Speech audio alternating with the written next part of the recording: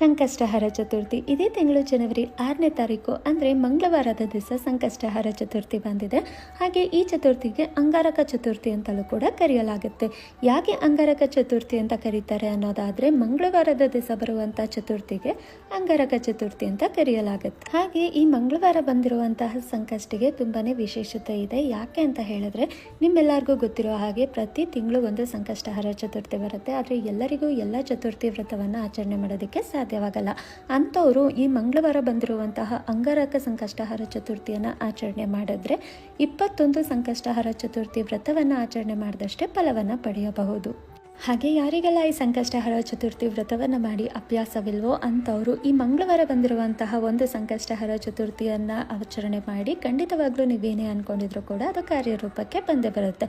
ಹಾಗೆ ಯಾರೆಲ್ಲ ಸರಳವಾಗಿ ಮನೆಯಲ್ಲಿ ಸಂಕಷ್ಟಹರ ಚತುರ್ಥಿ ವ್ರತವನ್ನು ಆಚರಣೆ ಮಾಡಬೇಕು ಅಂದ್ಕೊಂಡಿದ್ರು ಅಂಥವರು ಬೆಳಿಗ್ಗೆ ಬೇಗ ಎದ್ದು ಮನೆಯಲ್ಲಿ ಗಣೇಶನಿಗೆ 21 ಗರ್ಕೆಯನ್ನು ಅರ್ಪಿಸಿ ಪೂಜೆನ ಮಾಡಿ ಕಂಪ್ಲೀಟ್ ಡೇ ಉಪವಾಸ ಇದ್ದು ಸಂಜೆ ಮೇಲೆ ನೀವು ದೇವಸ್ಥಾನಗಳಿಗೆ ಹೋಗಿ ದೇವರಿಗೆ ಬೆಲ್ಲದ ದೀಪನ ಹಚ್ಚಿ ಅಲ್ಲಿ ದೇವಸ್ಥಾನಗಳಲ್ಲಿ ಕಥೆನ ಹೋಗ್ತಿರ್ತಾರೆ. ಆ ಕಥೆನ ಕೇಳಿ ಅದಾದಮೇಲೆ ಚಂದ್ರನ ನೋಡಿ ನೀವು ಉಪವಾಸನ ಮುರಿಬೇಕಾಗತ್ತೆ. ಇದಿಷ್ಟು ಮಾಡಿದ್ರೆ ನಿಮ್ಮ ಸಂಕಷ್ಟಹರ ಚತುರ್ಥಿ ಕಂಪ್ಲೀಟ್ ಆಗುತ್ತೆ. ಈ ವಿಡಿಯೋ ನಿಮ್ಗೆ ಇಷ್ಟ ಆಗಿದೆ ಲೈಕ್ ಕಮೆಂಟ್